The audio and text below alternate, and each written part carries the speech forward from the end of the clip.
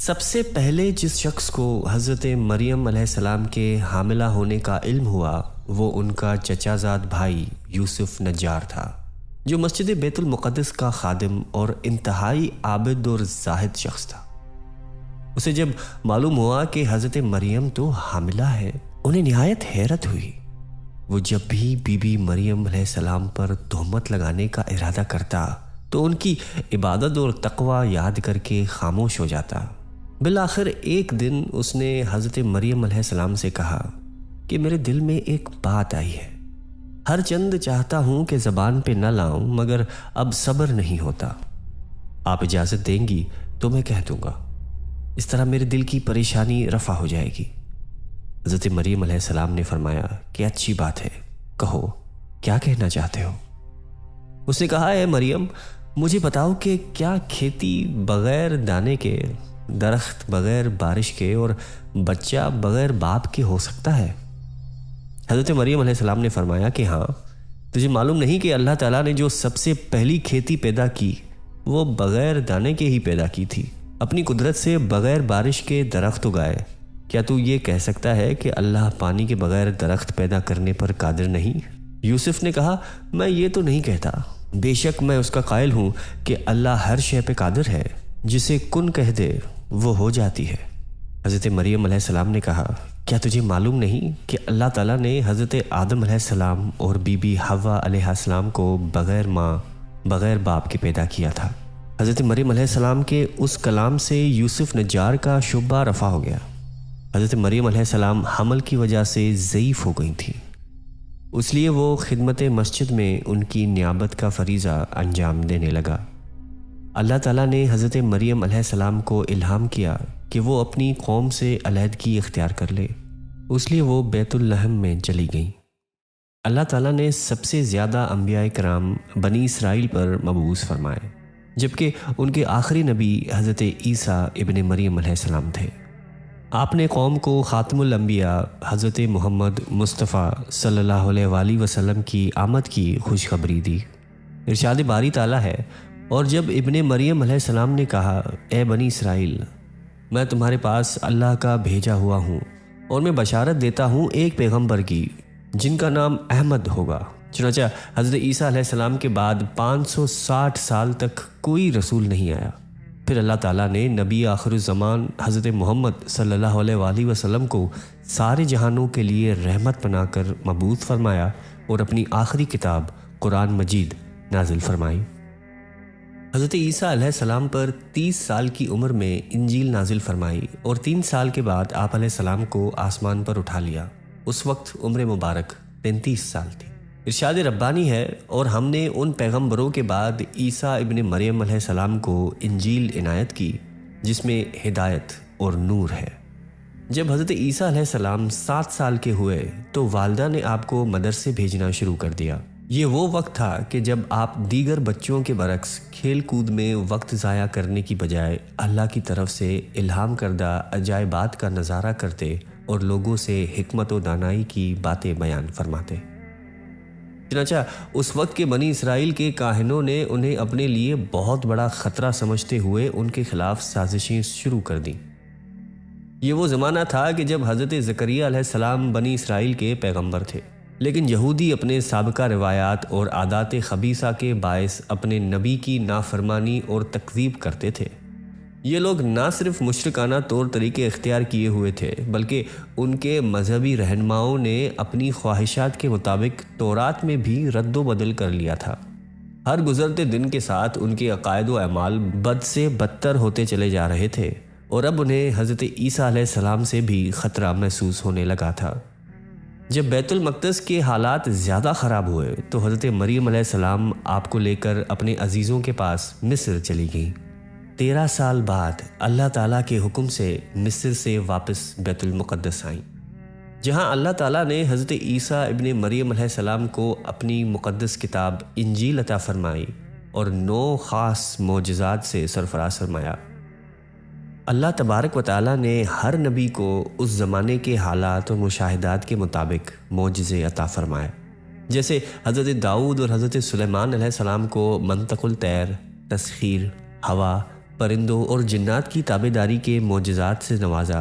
حضرت موسیٰ علیہ السلام کو 9 کھلے معجزات عطا فرمائے، جن میں ان کا عصا، قوم فرعون کا غرق ہونا اور نجات قوم موسیٰ کا واقعہ عظیم معجزات میں سے ہے۔ حضرت ابراہیم علیہ السلام پر دہکتی آگ کے شعلوں کو گلے گلزار کر دیا۔ حضرت اسماعیل علیہ السلام کو آب زمزم کا عظیم معجزہ عطا فرمایا۔ حضرت نوح علیہ السلام کی کشتی، حضرت صالح علیہ السلام کی اونٹنی، حضرت یونس علیہ السلام کا مچھلی کے پیٹ میں زندہ رہنا، یہ سب معجزات ہی تو تھے۔ اور پھر نبی آخر الزماں حضرت محمد صلی اللہ علیہ وآلہ وسلم کو سب سے عظیم معجزہ قرآن پاک عطا فرمایا۔ اس کے علاوہ شق قمر سے لے کر بدر کی فتح سمیت ان گنت معجزات ہیں جو آپ علیہ السلام کو اللہ تعالیٰ نے عطا فرمائے۔ اسی طرح رب ذوالجلال نے حضرت عیسیٰ علیہ السلام کو بھی معجزات سے سرفراز فرمایا۔ ارشاد باری تعالیٰ ہے کہ اور عیسیٰ ابن مریم کو ہم نے کھلی نشانیاں عطا کی۔ قرآن پاک میں رب العزت نے حضرت عیسیٰ علیہ السلام کے جن معجزات اور فضیلتوں کا ذکر فرمایا ہے وہ مختصراً آپ سے بیان کی جاتی ہیں۔ حضرت عیسیٰ ابن مریم کو والد کے بغیر پیدا فرمایا گیا۔ آغوش مادر میں کلام کر کے اپنی والدہ کی پاکیزگی اور صداقت کی گواہی دی۔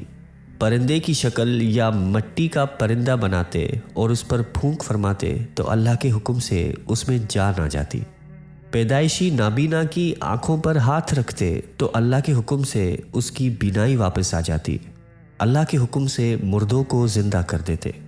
لوگ جو کچھ گھروں سے کھا کر آتے تھے یا جو کچھ اپنے گھروں میں ذخیرہ کرتے اس کی تفصیل بتا دیتے۔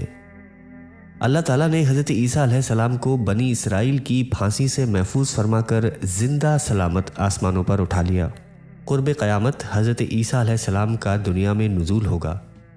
حضرت محمد صلی اللہ علیہ وآلہ وسلم کے ایک امتی کی حیثیت سے مسلمانوں کے ساتھ جہاد کریں گے، دجال اور خنزیر کو قتل کریں گے، صلیب توڑ ڈالیں گے، زمین میں امن و برکت کا دور ہوگا اور صرف دین اسلام باقی رہ جائے گا۔ روضہ رسول صلی اللہ علیہ وآلہ وسلم میں آپ کی تدفین ہوگی۔ قرآن کریم میں حق تعالیٰ نے یہودیوں کے مقابلے میں حضرت عیسیٰ علیہ السلام سے 5 وعدے فرمائے، جن کی تفسیر سورہ آل عمران میں موجود ہے۔ پہلے وعدے کے مطابق حضرت عیسیٰ علیہ السلام کی وفات یہودیوں کے ہاتھوں سولی دیے جانے سے نہیں ہوگی، بلکہ وقت مقررہ پر طبی طور پر ہوگی۔ سلامتی کے ساتھ عالم بالا کی طرف اٹھا لینے کا جو وعدہ تھا اسی وقت پورا کر دیا گیا۔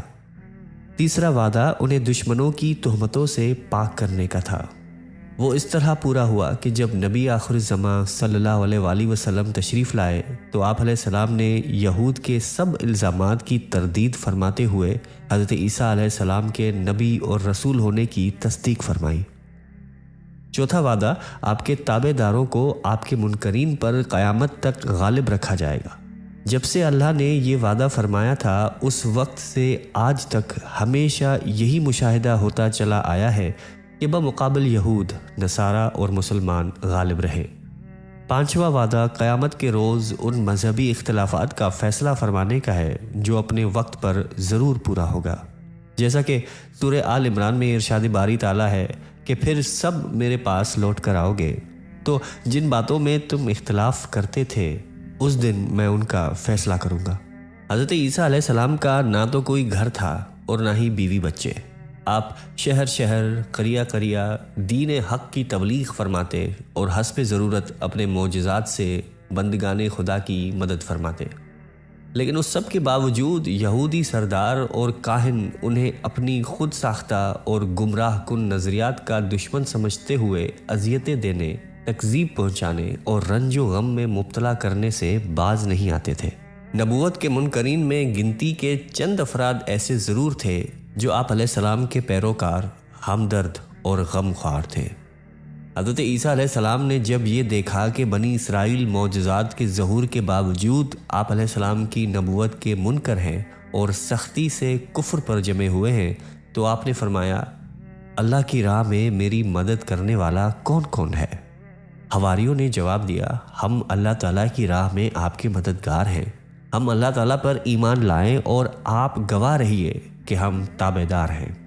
حضرت عیسیٰ علیہ السلام کے حواری نہایت ہی مخلص اور فرمان بردار تھے، لیکن ایک دن انہوں نے حضرت عیسیٰ علیہ السلام سے ایک عجیب مطالبہ کر دیا، جسے رب ذوالجلال نے قرآن میں یوں فرمایا کہ حواریوں نے کہا کہ اے عیسیٰ ابن مریم، کیا تمہارا پروردگار ایسا کر سکتا ہے کہ ہم پر آسمان سے طعام کا خوان نازل کرے؟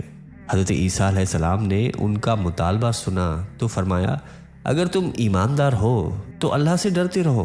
وہ بولے، ہماری یہ خواہش ہے کہ ہم اس میں سے کھائیں اور ہمارے دل تسلی پائیں، اور ہمیں یہ بھی یقین ہو جائے کہ تم نے ہم سے سچ کہا ہے اور ہم اس خوان کے نزول پر گواہ رہیں۔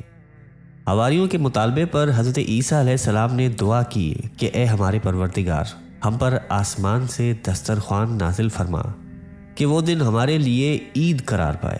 اللہ تعالیٰ نے فرمایا، بے شک میں وہ دسترخوان تم پر اتار دوں گا، پھر اس کے بعد جو کوئی تم میں سے ناشکری کرے گا تو میں اسے ایسی سزا دوں گا جو دنیا میں کسی کو نہ دی ہوگی۔ یہ قصہ سورہ مائدہ کی آیت 111 سے 115 تک آتا ہے۔ لفظ مائدہ کا مقصد خوان یا دسترخوان کے لیے استعمال ہوتا ہے۔ ایسا دسترخوان جس پہ کھانا چننے کا اختیار ہو اسے مائدہ کہتے ہیں۔ مولانا حفظ الرحمان سیوہاری تحریر فرماتے ہیں کہ حضرت عیسیٰ علیہ السلام نے نہ شادی کی نہ رہائش کے لیے گھر بنایا۔ وہ شہر شہر اور گاؤں گاؤں اللہ کا پیغام سناتے اور دین حق کی دعوت و تبلیغ کا فریضہ انجام دیتے رہے۔ جہاں رات آ پہنچتی وہیں حالت بے سر و سامانی میں شب بسر کر لیتے، کیونکہ ان کی ذات اقدس سے مخلوق خدا جسمانی اور روحانی شفا اور تسکین پاتی تھی، اس لیے عام خلقت ان سے والہانہ عقیدت اور محبت کرتی تھی۔ یہود کو نہ صرف ان کی دعوت حق سے بغض تھا، بلکہ عوام میں ان کی بڑھتی ہوئی مقبولیت ان کے برداشت سے باہر ہو گئی۔ محراب و منبر سے علماء یہود و کاہن فقیوں سرداروں کے حسد و عناد پر بھرپور پروپیگنڈے کی ناکامی کے بعد انہوں نے انتہائی قدم کے طور پر بادشاہ وقت کو مشتعل کر کے حضرت عیسیٰ کو تخت پر چڑھانے کی سازش تیار کی۔ چنانچہ ایک دن ان کے مرکزی نمائندے جمع ہو کر بادشاہ کے دربار میں جا پہنچے اور عرض کیا کہ عالی جاں، یہ شخص ہم سب کے لیے شدید خطرہ بنتا جا رہا ہے۔ اس شخص نے عجیب و غریب کارنامے دکھا کر خلقت کو اپنا گرویدہ اور لوگوں کو بے دین کر ڈالا ہے۔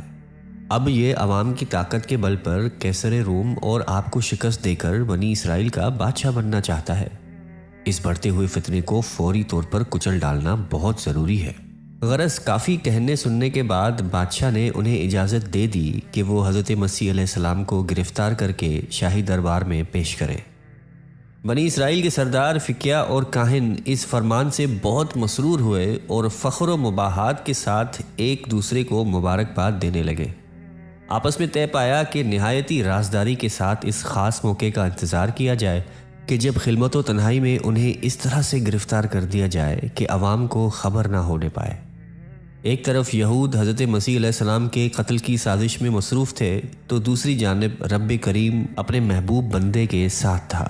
قرآن کریم میں ارشاد باری تعالیٰ ہے کہ اور انہوں نے خفیہ تدبیر کی اور اللہ نے بھی خفیہ تدبیر فرمائی، اور اللہ بہترین خفیہ تدبیر کرنے والوں میں سے ہے۔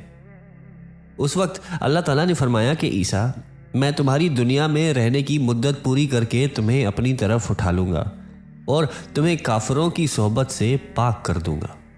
حضرت عیسیٰ علیہ السلام کو یہود کی سازشوں کا علم ہوا تو انہوں نے اپنے حواریوں کو ایک جگہ جمع کیا اور ان سے فرمایا کہ بنی اسرائیل کے سرداروں اور کاہنوں کی سرگرمیاں تم سے پوشیدہ نہیں ہیں۔ اب وقت کی نزاکت اور کڑی آزمائش و امتحان کی گھڑی تقاضا کرتی ہے کہ میں تم سے سوال کروں کہ تم میں وہ افراد کون ہیں جو اس کفر و انکار کے سیلاب کے سامنے سینہ سپر ہو کر خدا کے دین کے ناصر و مددگار بنیں گے۔ حضرت عیسیٰ علیہ السلام کا یہ ارشاد مبارک سن کر سب نے جوش و خروش اور صداقت ایمانی کے ساتھ جواب دیا، ہم اللہ کے طرفدار اور آپ کے مددگار ہیں۔ ہم اللہ پر ایمان لائے اور آپ گواہ ہیں کہ ہم فرمان بردار ہیں۔ اے پروردگار، جو کتاب تو نے نازل فرمائی ہم اس پر ایمان لائے اور ہم سچے دل سے تیرے پیغمبر کے پیروکار ہیں، تو ہمیں ماننے والوں میں لکھ لے۔ حضرت عیسیٰ علیہ السلام کی نگرانی میں مصروف بادشاہ کے مخبروں نے ایک روز سرداروں اور کاہنوں کو اطلاع دی کہ اس وقت یسوع مسیح لوگوں کی بھیڑ سے الگ اپنے شاگردوں کے ساتھ ایک بند مکان میں موجود ہے۔ اطلاع ملتے ہی وہ لوگ موقع پر پہنچ گئے اور چاروں طرف سے مکان کو گھیر لیا۔ حضرت ابن عباس رضی اللہ تعالیٰ عنہ سے مروی ہے کہ جب اللہ نے آپ کو اپنے پاس بلانا چاہا تو آپ اپنے ساتھیوں کے ساتھ گھر آئے۔ آپ کے ساتھ 12 حواری تھے۔ آپ نے فرمایا کہ تم میں سے کون ہے جسے میری شکل دے دی جائے اور پھر وہ میرے بدلے قتل کر دیا جائے تو وہ جنت میں میرے درجے میں میرے ساتھ ہوگا۔ تو ایک نوجوان شخص کھڑا ہوا اور عرض کیا کہ میں حاضر ہوں۔ آپ علیہ السلام نے اسے بٹھایا اور پھر پوچھا، لیکن پھر وہی شخص کھڑا ہوا اور عرض کیا کہ میں حاضر ہوں۔ آپ علیہ السلام نے فرمایا کہ ہاں، آپ ہی وہ ہیں۔ تو پھر اس جوان کی شکل حضرت عیسیٰ علیہ السلام جیسی ہو گئی۔ آپ نے اسے اپنا کرتا اور امامہ عطا فرمایا۔ حضرت ابو ہریرہ رضی اللہ تعالیٰ عنہ سے مروی ہے کہ رسول کریم صلی اللہ علیہ وآلہ وسلم نے فرمایا کہ قیامت اس وقت تک قائم نہیں ہوگی جب تک عیسیٰ ابن مریم کا نزول ایک عادل حکمران کی حیثیت سے تم میں نہ ہو۔